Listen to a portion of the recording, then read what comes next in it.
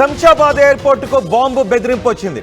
ఇటీవలి కాలంలో ఎయిర్పోర్ట్లకు బాంబు బెదిరింపులు రావటం చాలా కామన్ గా మారిపోయింది. గతంలో కూడా చాలా ఢిల్లీ ఎయిర్పోర్ట్ కి బాంబు బెదిరింపు వచ్చింది. ఢిల్లీ నుంచి విశాఖ వచ్చే విమానంలో అప్పుడు బాంబు పెట్టామంటూ ఇలా కాల్స్ వచ్చాయి. ఇప్పుడు శంషాబాద్ ఎయిర్పోర్ట్ కి మరోసారి బాంబు బెదిరింపు కాల్ వచ్చింది. సైబరాబాద్ కంట్రోల్ రూమ్ కు ఆగంతకుడు ఫోన్ చేశాడు.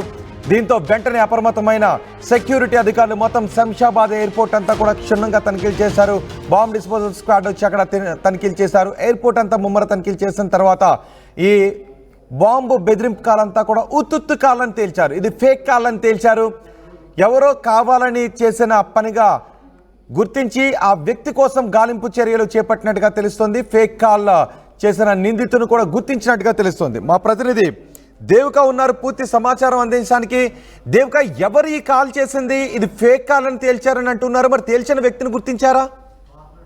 ఎస్ రోహిత్, ఈ రోజు ఉదయం సైబరాబాద్ పోలీస్ కంట్రోల్ రూమ్ కి ఒక ఫోన్ రావటం జరిగింది. ఒక వ్యక్తి ఫోన్ చేసి ఎయిర్పోర్ట్ లో ఒక బాంబ్ ఉందంటూ కూడా చెప్పడంతో అధికారులు, కంట్రోల్ రూమ్ పోలీస్ అధికారులు వెంటనే ఎయిర్పోర్ట్ సెక్యూరిటీకి సమాచారం అందించడం జరిగింది. ఆ సమాచారం అందిన క్షణం నుంచి సెక్యూరిటీ అధికారులు, అంటే ఎయిర్పోర్ట్ సెక్యూరిటీ అధికారులు తనిఖీలు ముమ్మరం చేశారని చెప్పొచ్చు. కొన్ని క్షణాల పాటు ఎక్కడ ఏ బాంబు ఉందంటూ కూడా మొత్తం కూడా తనిఖీలు చేసినప్పటికీ కూడా ఎక్కడ ఎటువంటి ఆనవాళ్లు దొరకకపోవడంతో మళ్ళీ ఆ కాల్ ఎక్కడి నుంచి వచ్చింది, నిజంగానే బాంబు ఉందా లేకపోతే ఎవరైనా, అంటే గతంలో కూడా చూసాం ఏదైతే బాంబు ఉందంటూ చెప్పి కూడా ప్రాంకులు చేయడం, అంటే ఆ పోలీసులు ఏ విధంగా రియాక్ట్ అవుతారు అనే కోణంలో కూడా కొంతమంది అగంతకులు ఆ విధంగా ప్రయత్నం చేయడం జరిగింది. అలాంటి కోణంలో మళ్ళీ ఇప్పుడు ఎవరైనా బాంబు ఉందంటే మనం ఫేక్ కాల్ చేశారనే కోణంలో కూడా పోలీసులు దర్యాప్తు చేపట్టడంతో ఆ కాల్ ఎక్కడి నుంచి వచ్చింది ఏంటంటూ కూడా మొత్తం ట్రేస్ చేయడం జరిగింది.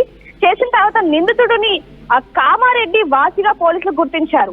అక్కడ అతన్ని పిలిపించి విచారణ చేసిన తర్వాత అతను మాట్లాడే విధానం, అలాగే ఉండే ప్రవర్తన, ఇది మొత్తం కూడా తెలిసిన తరువాత అతనికి మతి స్థిమితం సరిగా లేదు అంటూ కూడా అధికారులు తేల్చి చెప్పడం జరిగింది. ఆ తరువాత ఈ బాంబ్ ఏది లేదు అని చెప్పి ప్రయాణికులకు కూడా చెప్పడంతో మొత్తం కూడా ఒకసారిగా అక్కడ ఉన్న వాతావరణం మొత్తం కూడా, అంటే బాంబు తనంగానే ఏ విధమైన అక్కడ వాతావరణం ఉంటుందనేది కూడా, ప్రాణాలు కాపాడుకోవాలనే కొంతమంది ప్రయాణికులు కానివ్వండి, వాళ్ళు ఒక్కసారిగా ఫ్లైట్లు కూడా క్యాన్సిల్ చేసుకోవడం. నిజంగానే మతి స్థిమితం లేని వ్యక్తి కాల్ చేసింది. మతి స్థిమితం లేని వ్యక్తి ఎయిర్పోర్ట్ కి ఎందుకు కాల్ చేయాలనుకున్నాడు?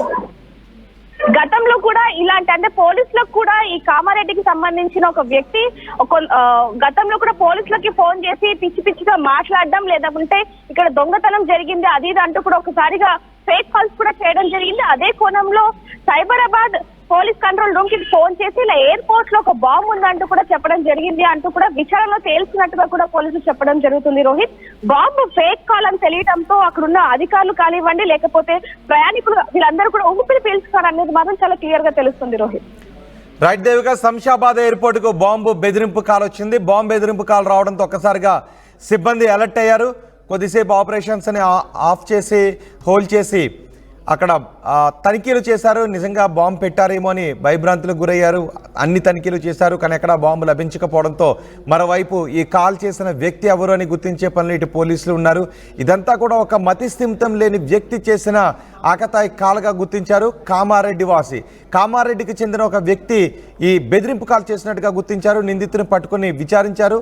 అయితే నిందితుడికి మతి స్థిమితం లేదు అని, మతి స్థిమితం లేని కారణంతోనే అతను ఈ కాల్ చేశాడు అని తెలిసి 148 plus student-led startups, 11 exited startups, 12 cash flow positive startups, KL deemed to be